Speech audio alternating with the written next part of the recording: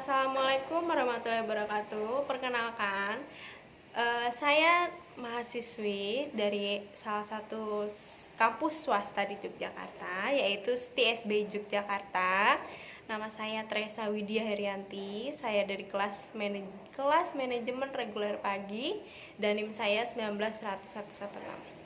Nah, di sini saya mau mempresentasikan atau menjelaskan tentang lembaga keuangan non-bank. Terus apa bedanya lembaga keuangan non-bank dengan bank? Dan kemudian yang ketiga, koperasi. Koperasi itu termasuk lembaga keuangan non-bank atau lembaga keuangan bank? Mari kita simak yang berikut ini.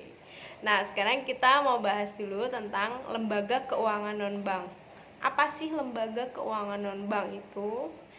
Nah, jadi ya teman-teman, lembaga keuangan non-bank itu semua badan, artinya ya semua badan yang melakukan kegiatan terkait dengan keuangan, ya kan? Karena namanya aja lembaga keuangan non-bank, otomatis kegiatan yang dilakukan itu terkait dengan keuangan, baik secara langsung atau tidak langsung, menghimpun dana atau mengumpulkan dana dari masyarakat dengan menerbitkan surat berharga dan kemudian menyalurkan dana tersebut untuk membiayai investasi di berbagai macam perusahaan.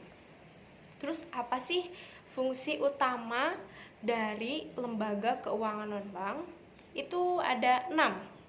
Yang pertama, mengumpulkan dana dari masyarakat. Tadi sesuai sama pengertiannya kan, mengumpulkan dana dari masyarakat, terus mengeluarkan dokumen atau surat berharga. Kemudian yang kedua, itu memberikan kredit jangka menengah hingga panjang kepada perusahaan yang membutuhkan, ya. Ketiga, mengadakan penyertaan modal pada perusahaan. Jadi mereka itu ngebantuin perusahaan-perusahaan yang butuh modal. Terus keempat, bertindak sebagai perantara dari perusahaan ke badan hukum.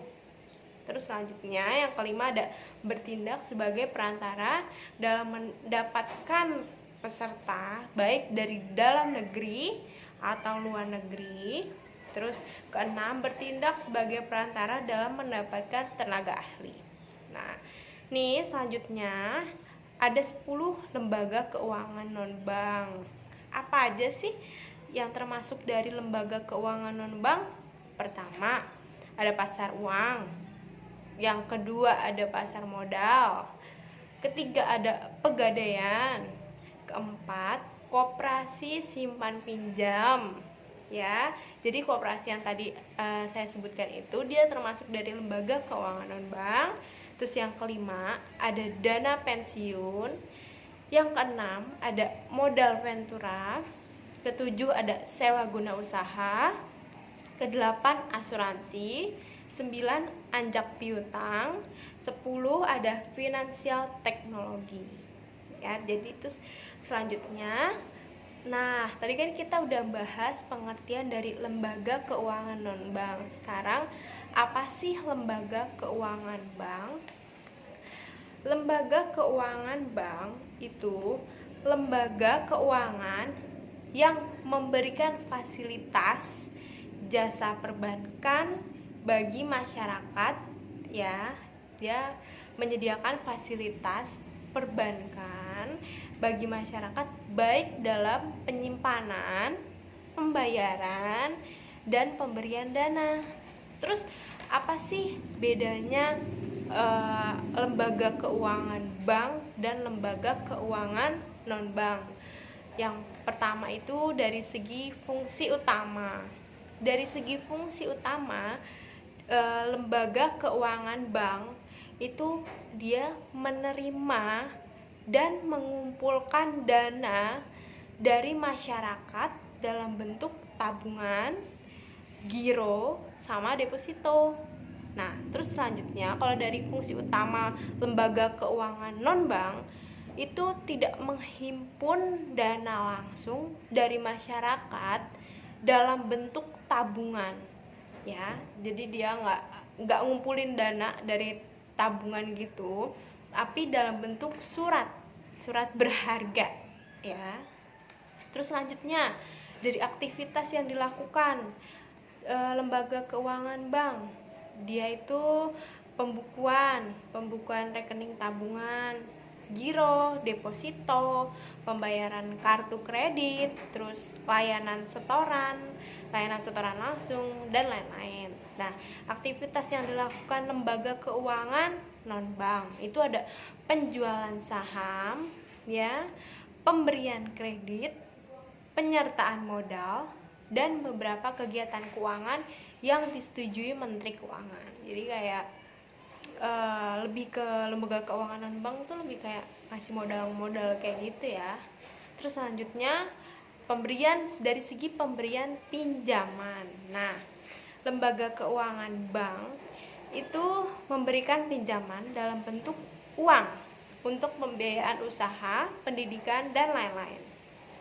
Terus kalau lembaga keuangan non bank itu pemberian pinjamannya itu dalam bentuk modal yang bisa dikelola oleh pemilik bisnis yang akan mengembangkan usahanya. Jadi minjemin lebih ke kalau kita mau usaha, kita bisa pinjam di lembaga yang termasuk lembaga keuangan non bank, yaitu kayak apa?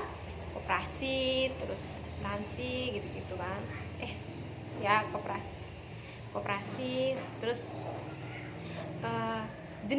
jenis dari lembaga keuangan non bank apa aja. Jenis dari lembaga keuangan non bank ada bank sentral, bank umum, sama bank perkreditan rakyat. Nah, ini nih dari lembaga keuangan non bank nih apa aja? Tadi yang kayak aku sebutin itu ada asuransi, dana pensiun, koperasi simpan pinjam, pegadaian atau leasing ya. Terus peran seperti apa sih peran lembaga keuangan bank?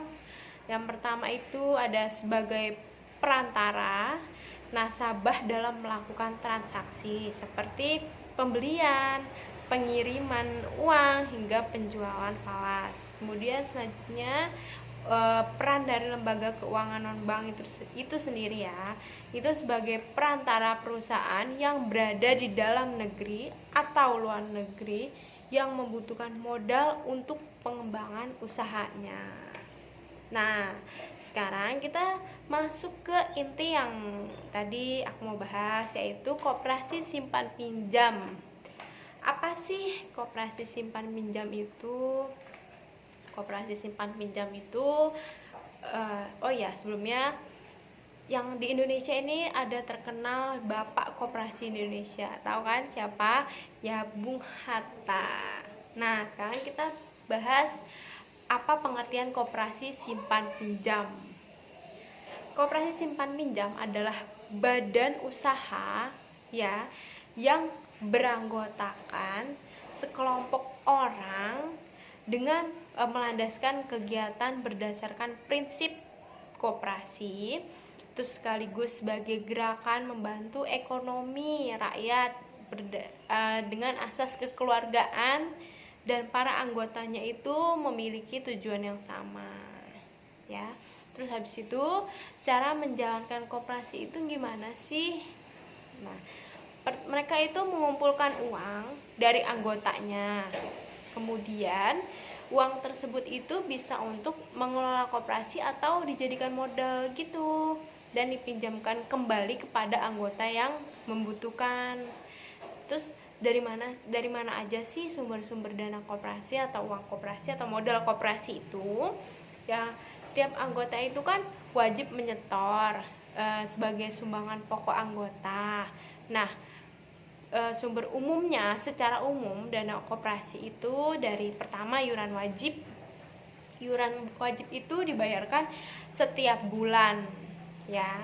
Terus iuran pokok itu dibayarnya satu kali ketika kita mau bergabung atau satu kali kita baru masuk gitu loh, baru bergabung kayak gitu. Terus yang ketiga ada iuran sukarela, itu iuran bulanan tapi nominalnya tidak ditentukan gitu loh, terserah aja sukarela. Terus kemudian ada dari luar koperasi itu kayak dari badan pemerintah, perbankan, dan lembaga swasta lainnya.